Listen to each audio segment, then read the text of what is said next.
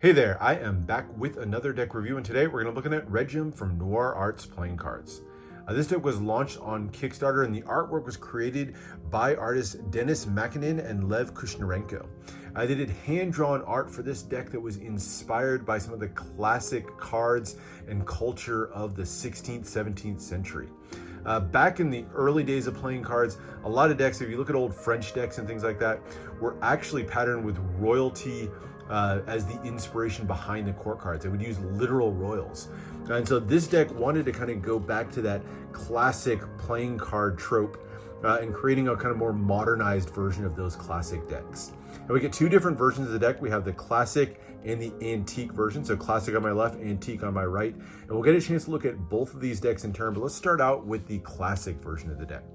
All right, starting with the tuck case. It's done on a dark blue, almost gray pearlescent stock. I love the look of pearlescent stock with that kind of shimmer in the paper.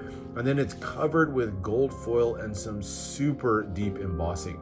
Noir decks always have really deep embossing. They get some great, super pronounced texture on these that I really do appreciate. You get that large central element with lots of intricate details, kind of a vine work, almost floral pattern here in the center. The name of the deck, Regium, and then lots of different patterns. You get like leaf work, the dots going all the way around and forming the border around the edges, and then high quality playing cards with Noir Arts design. Really like the look of this one. The feel of it is great. Would have liked maybe a little bit filled in some of these gray areas, but still a nice tuck overall. On the sides here, you get some extra little patterning, which quite frankly looks a little bit more Art Deco to me than the classic theme.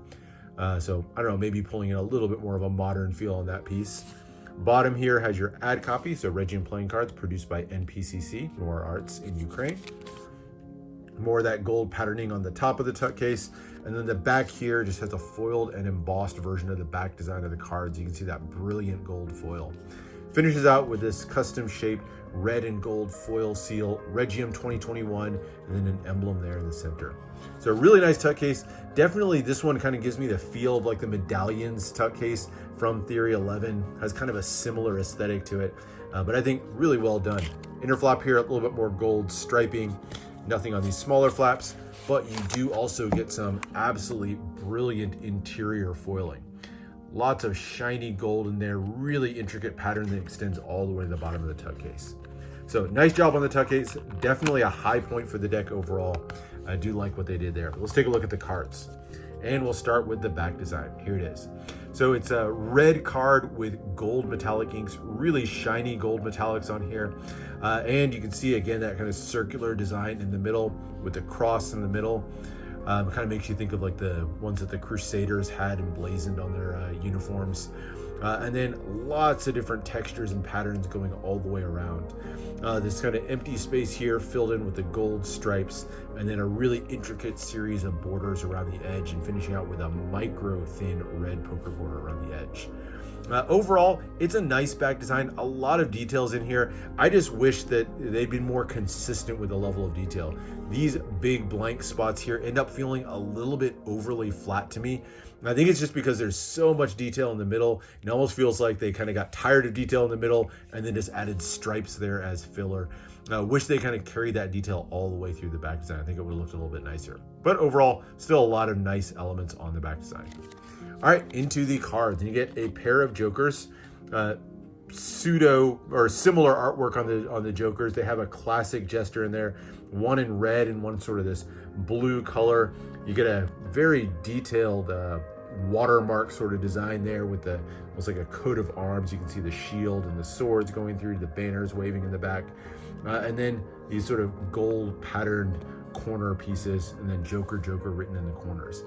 Interestingly, there's something that really bothered me when I first looked at this about the sort of poses, and I think it's the fact that they're kind of meant to be mirrored images. You can see like one of them sitting on the left of the card, the other one sitting on the right, but they didn't mirror what direction they were facing. I don't know if that was bothering you guys, but that almost immediately bothered me that they mirrored the side of the card but didn't mirror the image, if that makes sense. It almost made it feel off balance to me. So one small quibble on this one, just wish they'd sort of reversed the direction he was facing or something. It would have made all the difference in the world. But overall, some really nice hand-drawn artwork on this one. You can see the beautiful work in the faces, the clothing, just some really skilled artwork on this. All right, now to the aces. So there's no one power ace. All 4 aces feature very large pips in the center and super highly stylized and accented with lots of flourishes in that gold metallic ink. You get that heavy detailed background image as well, but really love the look of these pips. I think they did a great job with the pips. Love the kind of flowing shape, so it's still kind of familiar and yet custom at the same time. The pips and indices in the corner, almost kind of a calligraphy style with a really heavy drop shadow around them. So there's your 4 aces, nicely done on those.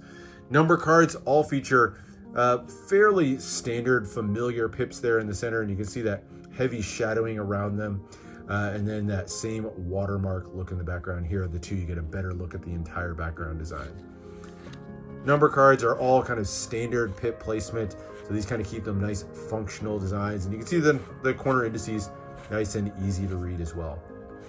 I will say I don't love the way the shadowing worked on this one. I think it's maybe because it isn't a true drop shadow where you might only expect to see the shadow on 1 or 2 sides of it. Instead you see it on all 4, which again, another one of those things that I kind of find distracting a little bit. But still nice, easy to read, and yet still very artistic number cards for the pips. All right, and then into the hearts. And then we get to the quartz. And just like the French counterparts of the past, these are meant to be inspired by actual royalty, European royalty. They say that, there's not like particular characters that each one of these is patterned off of, nor are there particularly even countries that they're patterned off of. And so you'll see a lot of them that kind of look like they come from many different countries. For me, I think the King of Spades, maybe a royalty from, Hungary or something like that. Whereas the Jack of Spades kind of reminds me of like a French nobleman of some sort. Beautiful artwork on these. Love the colors on these, which despite being fairly muted, still feel really vibrant against the sort of off-white feel of the back design of the cards.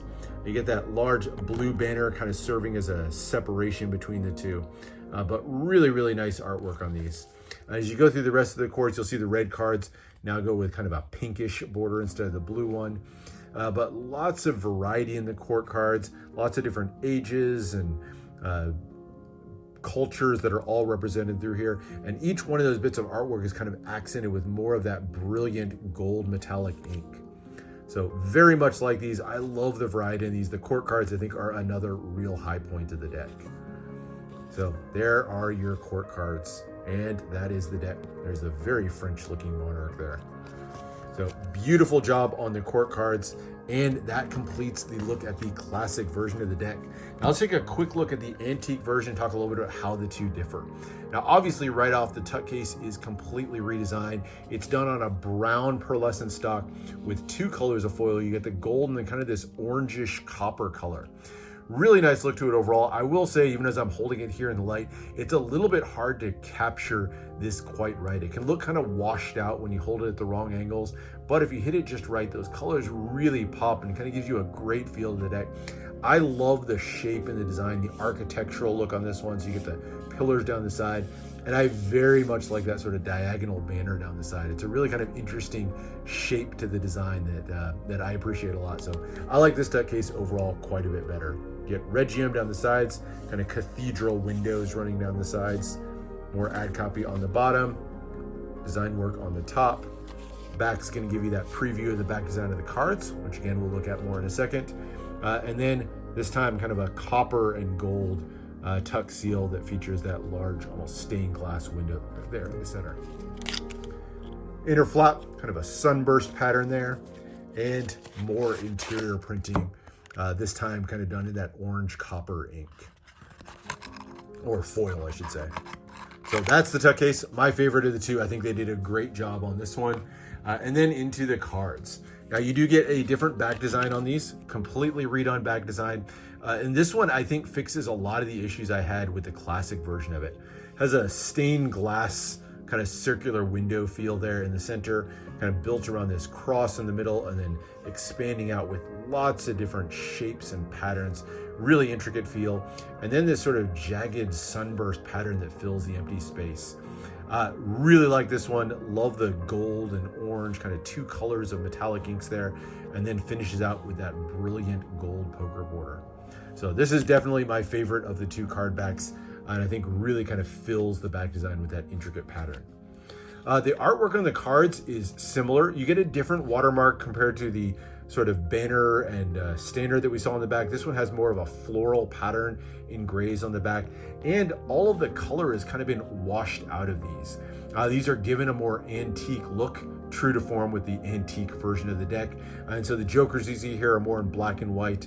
And to me, that artwork in the corners really kind of showcases a lot better on this one. So a lot more to like about this one. Same brilliant work on the aces. And the court cards also get that kind of more washed out treatment as well. Almost a sepia feel to it. And that gold metallic ink really pops that much more on this version of the deck. So overall, just a more muted color palette on these, but a lot of the same artwork that we saw on the other one. So brilliant look at the courts. I will say there are parts where that gold metallic ink almost washes out some of the details of the court cards. That's my one small knock on these. But overall, I much prefer the antique version of the deck over the classic version.